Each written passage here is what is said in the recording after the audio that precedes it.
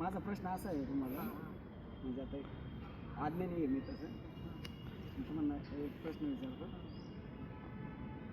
की अशी मनामध्ये भावना निर्माण होती की आपण कुठंतरी देवाला जावं, कुठंतरी तिथंच राहावं, आपण पूजा करावी, आपण सारखं देवाचं रूप पाहत राहावं, अशी भावना मनामध्ये निर्माण होती. पण काय होतं थोड्या वेळाने परत घरचंच काहीतरी कामं डोक्यात येतं आणि त्याच्यातच मन व्यस्त होऊन जातं. परत देवाचा थोडा काळासाठी विसरतो. पण परत दुसऱ्या दिवशी म्हणा, परत दुसऱ्या क्षणाला परत देवाचं ध्यान होतं. असं का होतं सर? असं माझा एक प्रश्न आहे. हे काय मनाची असते, तर मनामध्ये चांगला संकल्पना येणं त्याला एक पुण्यच लागतं. पुण्याचा साठा असतो ना, त्यावेळेस पुण्य म्हणजे सत्वगुण जागृत होतो. त्यावेळेस असा मनात एकदम चांगला संकल्प निर्माण होतो, चांगले विचार येतात. पण मग काय, हे माया आहे थोडीशी.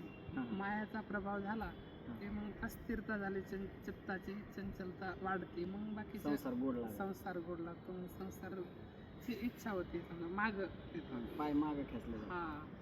आणि सतत जर भगवंताचं नामस्मरण जर तेवढं ठेवलं, चालू राहिलं, तर मग संकल्प हे काय असं उथळ म्हणजे लाटा जशा येतात ना, ते चालूच असतात.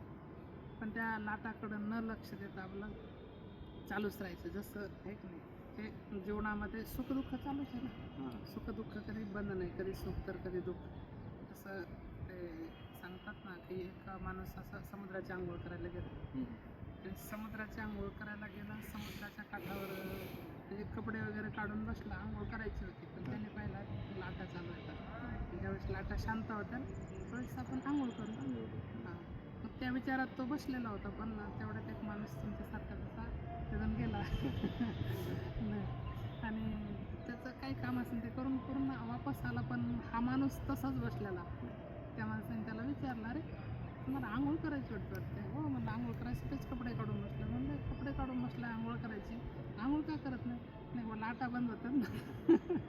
ज्यावेळेस लाटा बंद होत्या त्यावेळेस आंघोळ करेन. ते म्हणला, ह्या लाटा कधीच बंद होऊ शकत नाही. आयुष्य संपलं तरी ह्या बंद होणार नाही, कारण हे चालूच असतात. त्या लाटामध्येच आपलं डुबकी मारून घ्यायची.